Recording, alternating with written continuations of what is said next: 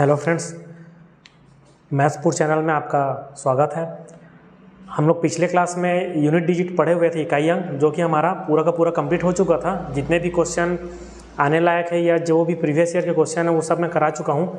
और कुछ क्वेश्चन है जो रिपीटेड है, मतलब एकदम आसान है, जो सिमिलर उसी टाइप से बनते हैं। वो सब क्वेश्चन को मैं एक होमवर्क के तौर पर दिया था आप लोगों को, है ना। उसको बना लीजिएगा, बहुत ही आसान है। आज हम लोग नया टॉपिक पढ़ेंगे, स्टार्ट करेंगे शून्यकों की संख्या, नंबर ऑफ जीरोस, है ना। शून्यकों की संख्या, नंबर ऑफ जीरोस, यानी कि क्वेश्चन में आ जाता है। अभी तक के ज़्यादा ही एग्ज़ाम में इससे रिलेटेड ज़्यादा क्वेश्चन तो नहीं आया है, लेकिन फिर भी ये इम्पोर्टेंट है। जैसे कि किसी भी शून्यकों की संख्या, यहीं से स्पष्ट हो रहा है नंबर ऑफ जीरोस, यानी कि हम लोग को गुणनखंड गुणनफल दिया रहेगा, उसमें हम लोग को बताना है कि इसमें कितने जीरोस लगेंगे, कितने जीरो आएंगे, है ना। उसको हम लोग अच्छे से अभी डील करेंगे, है ना। तो चलिए हम लोग स्टार्ट करते हैं।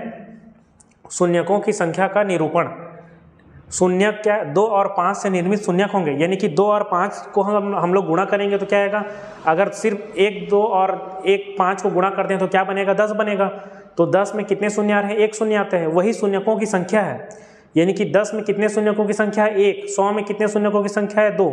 तो वैसे ही मैं एग्जाम्पल के तौर पे लिया हूँ कि 10 को हम लोग क्या लिख सकते हैं, 2 गुणा 5।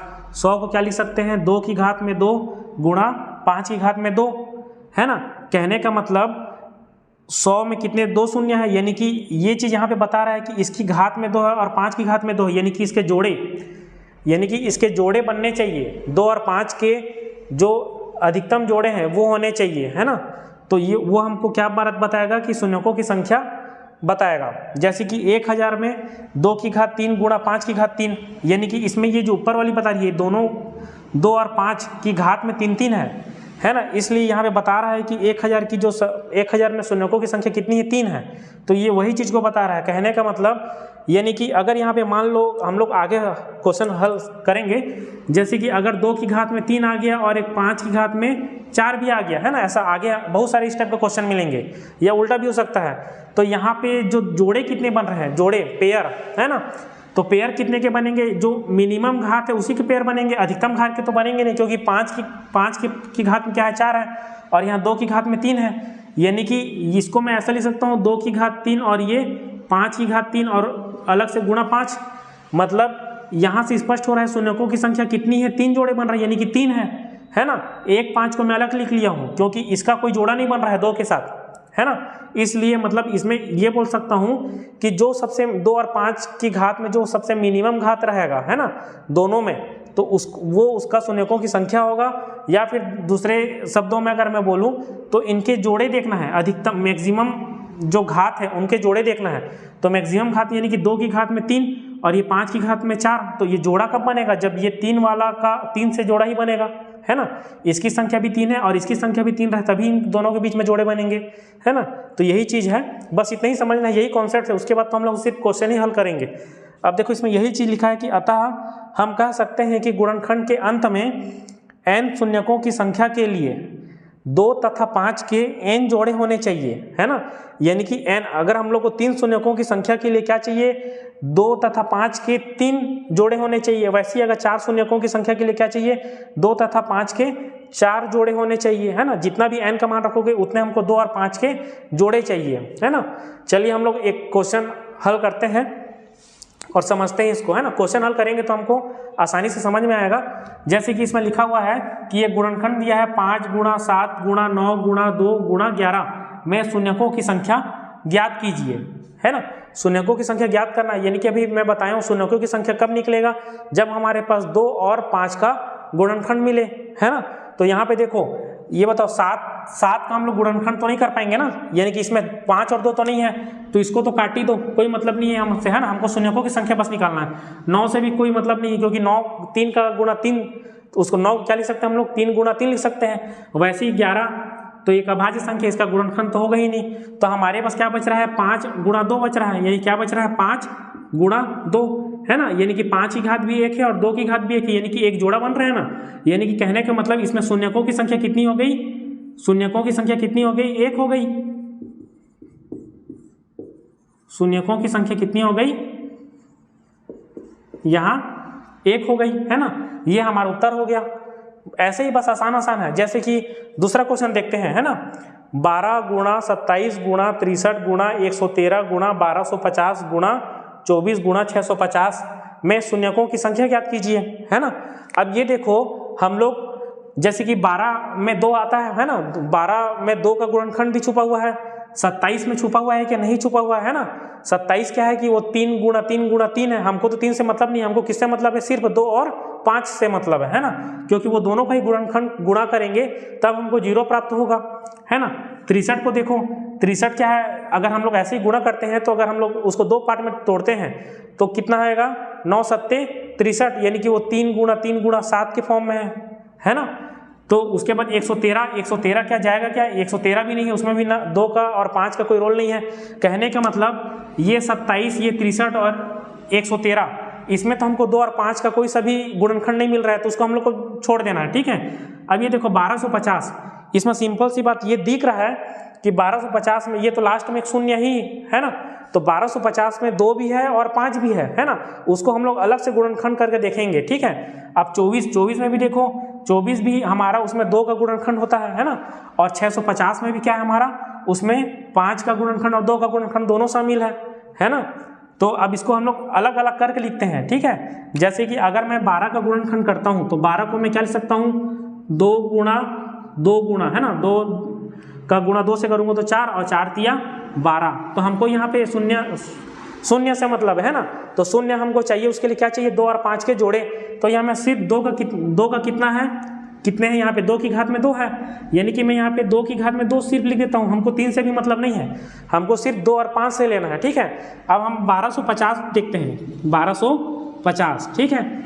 अब ये देखो 1250 को हम लोग क्या लिख सकते हैं, 125 गुणित 10 लिख सकते हैं क्या, और इसको आसान बनाने के लिए है ना, 125 गुणित इसको 10 लिख सकता हूँ ना, और आसान बनाने के लिए, क्योंकि 125 का गुणा 10 से करूँगा तो 1285 बन जाएगा, है ना। अब इस 125 को हम लोग क्या लिख सकते हैं, देखो क्या लिख सकते हैं, 5 गुणा 5 गुणा 5, 5 पचे 25 और 25 पंचे 125। अब ये 10 को हम क्या लिख सकते हैं, इसको 5 गुणा 2 लिख सकते हैं, है ना। अभी देखो यहाँ 5 की घात कितना है, 4 है, कितना है, 5 की घात 4 और 2 की घात कितना है, 1 है ना, ये है। उसके बाद हम क्या बचा, 24, तो 24 को भी देख लेते हैं, तो 24 क्या लिख सकते हैं, इसको 2 गुणा 2 है ना। उसके बाद क्या आ जाएगा, 2 दूनी 4 है ना, फिर 4 दूनी 8 है ना, फिर 8 तिया 24, ये बनेगा 2 दूनी 4, 4 दूनी 8 और 8 तिया 24, यानी कि इसको हम लोग क्या लिख सकते हैं, 2 की घात 3 है ना।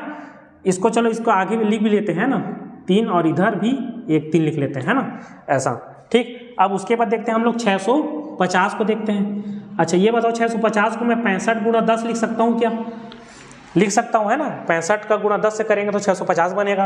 अब 650 देखो, अगर ये 65 बन गया है तो 65 को हम लोग गुणनखंड करेंगे तो क्या आ जाएगा बताओ, 13 पंछे 65 होता है ना, 13 पंछे 65, यानी कि इसको मैं 5 गुणा 13 है ना, और इस 10 को मैं क्या लिख सकता हूँ, 5 गुणा 2 लिख सकता हूँ। अब यहाँ पे देखो 5 कितने बार है, 2 बार है, यानी कि 5 की घात 2 और गुणा 2 एक बार है और एक 13 है ना। यहाँ तक समझ में आया।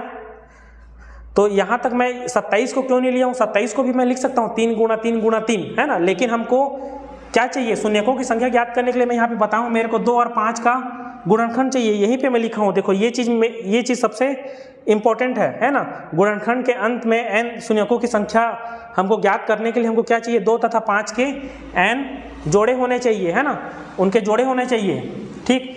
अब ये देखो, अब इसको हम लोग लिखते हैं, ठीक है। 12 गुणा, इसको हम लोग जो काट दिए उसको छोड़ देते हैं, 12 गुणा 1250 गुणा 24 गुणा 650 को हम लोग लिखते हैं, ठीक है। अगर मैं सबको गुणा करूँगा वही आएगा, 2 की घात में 2 गुणा 3, फिर गुणा 5 की घात में 4 गुणा 2 की घात में 1 है ना, गुणा ये वाला लिख रहा हूँ 2 की घात में 3 गुणा 3, फिर गुणा ये वाला लिख रहा हूँ 5 की घात में 2 गुणा 13 है ना। अब हमको शून्यकों की संख्या निकालना है, तो यहाँ से स्पष्ट है कि अगर मैं यहाँ पे देखूँ तो मेरे को 2 और 5 से मतलब है। तो ये बताओ कि आधार अगर बराबर रहते हैं, है ना, जैसे कि 2 है, ये 2 है, ये 2 वाला है, ये 2 वाला है, तो उसके घात क्या होते हैं, जुड़ जाते हैं। तो यहाँ पे देखो 2 कितने बार यहाँ पे, ये 2 बार है, ये 1 बार है ना, ये कितने बार यहाँ भी 1 बार है, ठीक है। यानी कि टोटल 2 की घात में कितना हो जाएगा, ये 2 है ना, ये 3 हो गया और ये 4 हो गया। मतलब 2 की घात कितना हो गया, 4। मतलब 2 कितने बार है, 4 बार है क्या, देखो यहाँ 2 कितने बार है, 2 बार है, यहाँ 2 1 बार है, 3 बार हो गया टोटल, और ये 4 बार है ना। तो 2 की घात 4 लिख दिया। अब हमको देखना है 5 देखना है, तो यहाँ 5 कितना है, 5 की घात में 4, यहाँ पे 5 कितना है, यहाँ 4 बार है, यहाँ पे कितना है, 2 बार है, यानी कि टोटल कितने बार है, यहाँ 5 6 बार है ना। तो यहाँ पे मैं 5 की घात 6 लिख दे रहा हूँ। बाकी से मेरे को मतलब नहीं है, यहाँ 3 3 और 13 से मतलब नहीं है ना, क्योंकि मेरे को 2 और 5 का ही गुणनखंड क्या देगा, मेरे को शून्यकों की संख्या देगा, है ना। अब ये देखो मैं यहाँ पे बताया हूँ, यहीं पे हमको समझना है कि इसमें जोड़े कितने बन रहे हैं, यानी कि जो सबसे कम घात वाला है वही जोड़ा बन जाता है ना।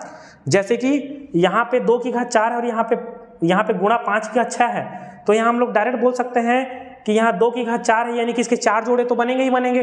बाकी 5 के जो 2 और 5 रहेंगे, 5 की घात में 2, वो तो अलग रहेंगे ना। बाकी तो 5 की घात 4 वाला 2 की घात 4 से जोड़ा बना लेगा, है ना। तो कहने का मतलब यहाँ शून्यकों की संख्या क्या हो गया, जो हम तो यहाँ पे हम लोग लिख सकते हैं शून्यकों की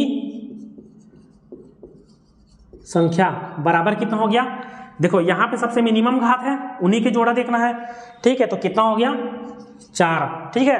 तो ये हमारा शून्यकों की संख्या कितना हो गया, 4 हो गया, ये हमारा उत्तर, ठीक है। यहाँ तक समझ में आया।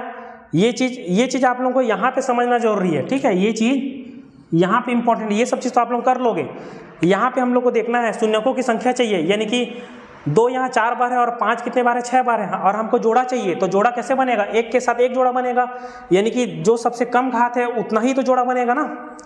ज़्यादा 5 की घात 6 है तो उसके 6 जोड़े तो नहीं बन सकते ना। 6 जोड़े बनाने के लिए मेरे को 2 की घात में 2 और चाहिए रहता है ना, 4 है तो वहाँ पे 2 और चाहिए रहता, लेकिन वो तो नहीं बन सकता। लेकिन 2 की घात 4 है, उसका जोड़ा तो बन सकता है ना 5 की घात 4 से, है ना, 4 करके जोड़ा बन सकता है। इसलिए वहाँ शून्यकों की संख्या क्या है, 4 है। मतलब जो हम लोग ये बोल सकते हैं कि जो सबसे 2 और 5 में, है ना, उस जिसका सबसे कम घात रहता है ना, शून्यकों की संख्या उतनी ही रहती है ना। ये हम लोग बोल सकते हैं। समझ में आया यहाँ तक के, है ना। यही चीज़ हमको, बस यही कॉन्सेप्ट है। इसके बाद हम लोग जितने भी रहेगा हमको क्वेश्चन सॉल्व करेंगे, और क्वेश्चन सॉल्व करने का कुछ 1-2 मेथड है अलग अलग, वो चीज़ को हम लोग को बस सीखना है ना। यहाँ तक समझ में आया। अगर आपको कुछ भी अगर डाउट होता है या कुछ भी पूछना रहता है तो मेरे को कमेंट बॉक्स में कमेंट कर सकते हो, ठीक है। चलिए हम लोग 1-2 क्वेश्चन और देखते हैं, है ना। तब तक इसका स्क्रीनशॉट ले लीजिए।